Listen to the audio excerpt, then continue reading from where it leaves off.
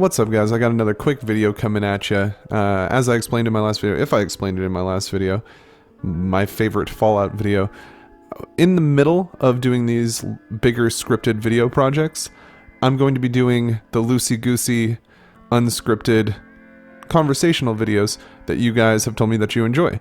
I want to have both on the channel, so I figure in between the big projects, I can do something like this. And today, I am addressing another question I get a lot in the streams and in Discord, and anytime I'm really talking to people, they want to know what quests I like in Fallout.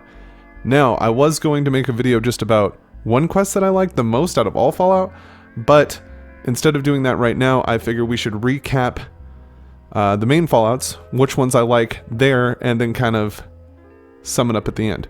So, I'm going to be going through the main Fallouts. You won't be seeing Fallout Tactics, Fallout Brotherhood of Steel, or Fallout 76 on this list. We are covering, or Fallout Shelter rather, we are covering just Fallout 1, 2, 3, New Vegas, and 4. And I'm going to be talking about which quests I think are the best. Well, it's not necessarily which ones are the best, it's which ones I enjoy the most, or I get excited about, or I still have super good vibes in my brain about the first time I did them. So let's jump into it with Fallout 1. And I'm going to have to say that Destroy the Mutant Leader, where you actually end up meeting the Master in Fallout 1, is my absolute favorite quest in Fallout 1. Just, it's wonderful how they pulled off meeting him, his voice tracks. You hear about him all through the game, and then you finally see the Master, and you're just like, oh man. And you haven't seen anything like this in the game before. He's kind of grafted into an overseer's chair, so it gives you this sense of like superiority about him. So like he's already the boss of the game. He's already this creature that you haven't seen in the game at all, like not even close to something like him. But then he's also in an overseer chair, which you're trained from the beginning of the game. And this is before Vault Tech experiments were really introduced into the series. They might have teased at it in Fallout 1, but they didn't really talk about any of the Vault Tech stuff when it comes to experiments. Not really until Fallout 2 did we start to get hints of that, and then Fallout 3 they really doubled down and started getting into it, which is some of my favorite stuff in the Fallout lore. But we're trained from the beginning, from Vault 13, to recognize that overseer position as a place of power, a place of superiority, and you see him grafted in there. It's wonderful in the dialogue that you have with him before the fight that takes place, getting to him through the Children of the Cathedral. Everything about that quest is just so cool, and as a kid it blew my mind. I was just like, what? And still as an adult, I get very, very immersed into it, and I just think it's a great quest and a great way to start off this list. Now, getting to Fallout 2, I like becoming a prize fighter the most in Fallout 2, and runner-up is becoming a porn star, but that is a negative karma attribute, which I didn't know as a kid. I would often become both, and I think, depending on which NPC you talk to, and it could just be a random NPC that doesn't even have any actual dialogue options, you know, just a text above their head, they'll mention it, or it's based off of whatever one you did last. Regardless, the prize fighter is still top-notch for me. They have a wonderful Mike Tyson reference in there, and many references to different boxers. I love the introductions, I love the change of game style, I love all of it. And it's an unmarked quest too. You're not gonna see this pop up in, like, I mean, I think it might pop up in the quest log for the Pip-Boy, but it is an unmarked quest in Fallout 2. It's just something fun you can do, but I've always enjoyed it. I always thought it was like one of the highlights of the game to be able to go to New Reno, box your way to the top, become, you know, the world champion. And, you know, NPCs, at least in New Reno, treat you differently compared to that. You walk into the casino like, oh, it's the champ, you know, oh, here he is. And I always like that. And there's something similar-ish down in San Francisco when you are dealing with the Shup people. They have a little fighting contest as well, but it's not the same. You know, becoming a prize fighter is tops. Now, I was also debating whether or not I should mention the Guardian of Forever, which is a special encounter that you can get in Fallout, but because it's a pop culture reference, and because some people debate whether it's canon or not, I figure if it happens in your playthrough, it could technically be canon, because it kind of changes the canon of what happened to Vault 13. The Chosen One goes back in time and destroys the water chip. But a lot of people don't count it as canon, and it's a special encounter, so I didn't want to say, oh, this is my favorite, but it is my favorite. The Guardian of Forever is my favorite thing in Fallout 2. I think it's the best part of Fallout 2. It's so funny and amazing. But if we're just talking about regular things that you can do without finding a special encounter, becoming a prize fighter is my favorite quest in Fallout 2. Coming to Fallout 3, I am going to have to go with Agatha's Song as being my favorite quest in Fallout 3. There's a couple of reasons behind this. Mainly, I grew up not necessarily in a musical family or anything like that, but I've been playing instruments since I was a child, like a very young child. And I've even, at certain points in my life, made a living that way.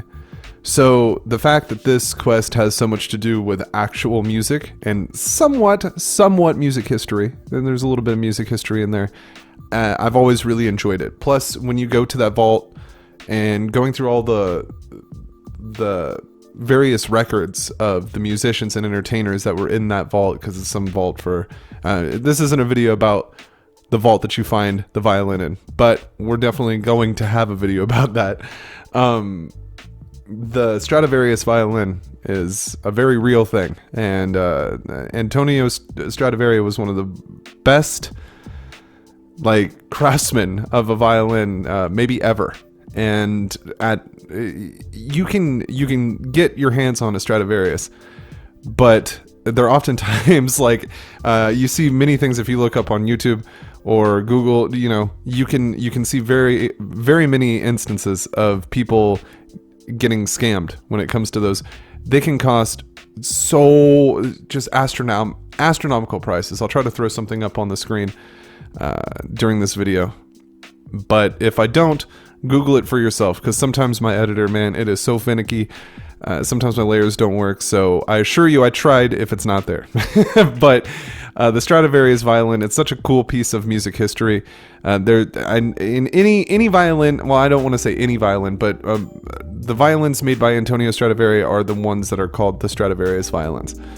So there are multiple, but they're so expensive and they're so crazy, and getting one in the Fallout universe is so cool, and being able to, you can sell it off, which I think is shitty, or you can give it to Agatha. There's even a thing you can do where you can sell it, and then Karen will kill the guy, and then you can take the violin and then go give it to Agatha, so you make a bit of money as well. But then you get a whole new radio station as well. You get Agatha playing the damn thing, and it's great.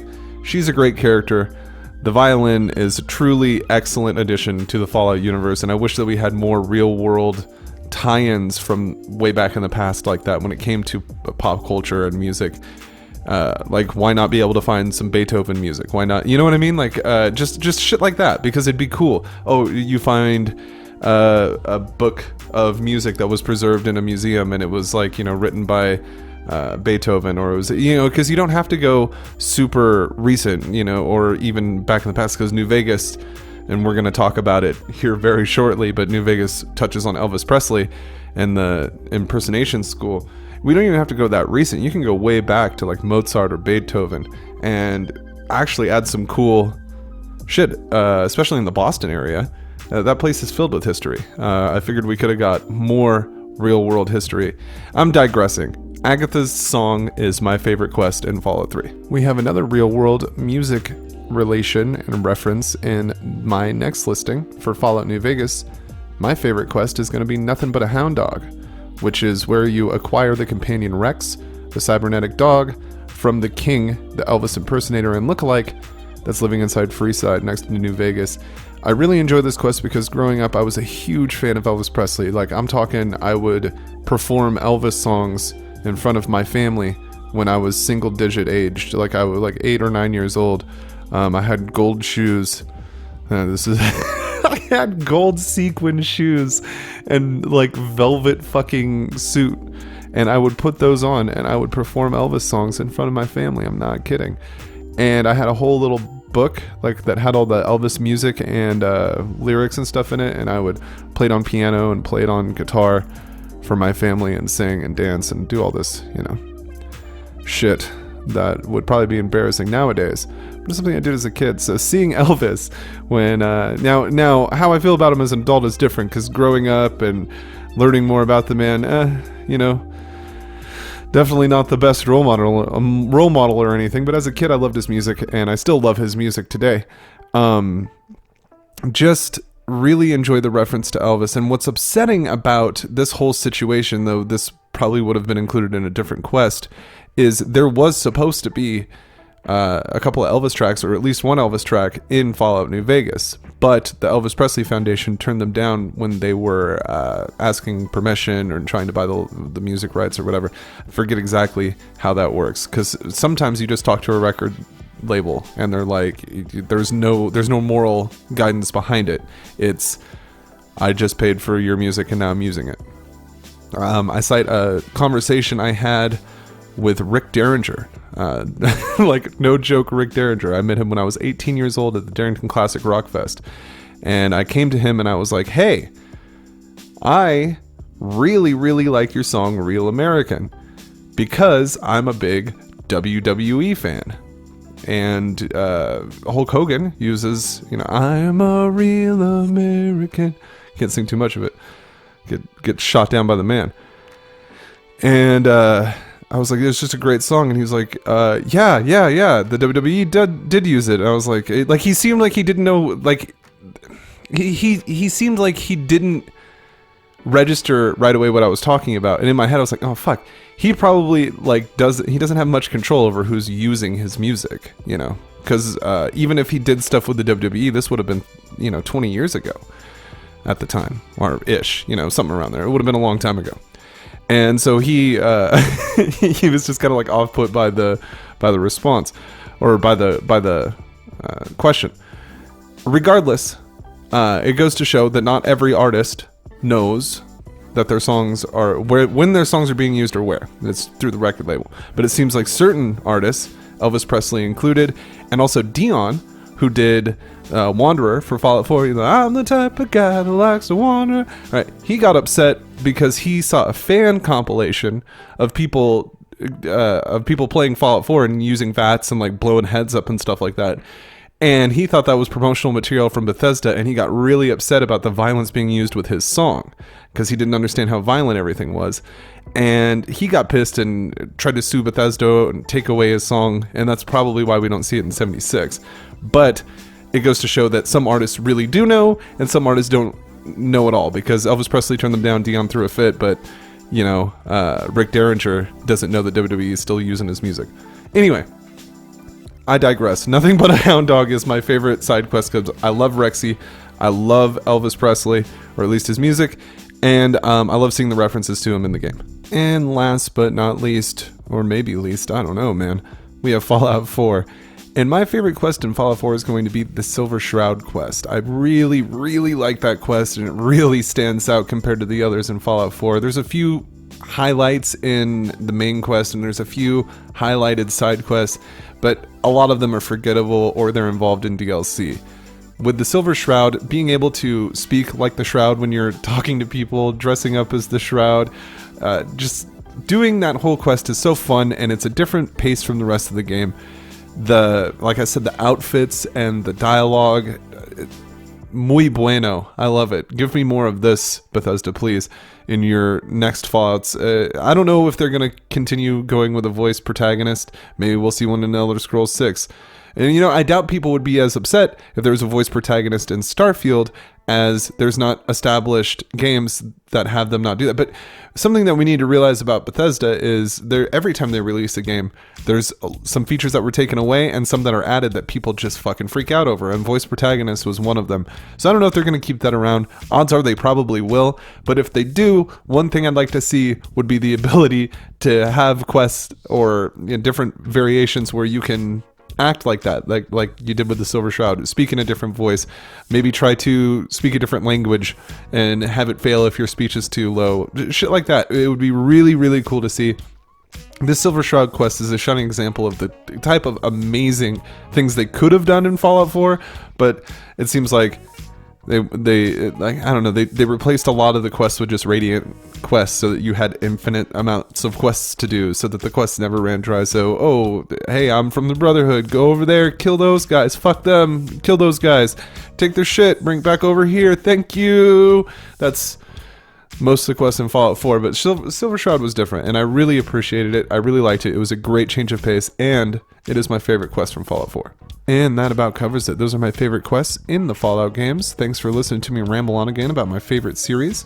And I think it's time to give a little shout out to my Patreonoids and YouTube channel members. These are folks that pledge $5 or more on Patreon or as a YouTube channel member. If you want your name listed in these, go on over to Patreon, go on over to the YouTube channel members, or check out the support tab at TKs-Mantis.com to figure out how you can support the channel even for free. There's free ways to support the channel, folks.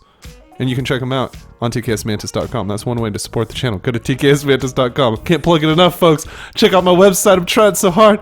We have Hoppin' Sada, Nathaniel, Skylar Masterson, Sorry Boy, Squiggles420, SS1234L, Edgy McGee, and Trevor Morris. And on the YouTube channel member side of things, we have James Meador, Corbin King, Kyle S., This Old Planeswalker, Matt Jordan, Triumph, Mark 05790, Mark Train, James Starkey, Craniac Gaming, Skull and Suit, Sean Johnson, Coffee is Good, Samson Incorporated, and Server Lulls. And for Tag Team Champions, we have Fireflare, Nero, Jay of the Jungle, Clay395, Bob Hunt, Lisbeth, TKS Gimper, Combat Carl, and Jake Russell. Who are the Tag Team Champions? Well, the Tag Team Champions are people that pledge $5 or more on Patreon and as a YouTube channel member, making them the Tag Team Champions of the world. Thank you guys very much for watching this video. I love every single one of you. I'll catch you on the next one. It has been Mantis. I gotta testify. Come up in the spot looking extra fly. For the day you die, you gon' touch the sky. You gon' touch the sky, baby girl. Testify. Come up in the spot looking extra fly. For the day you die, you gon' touch the sky.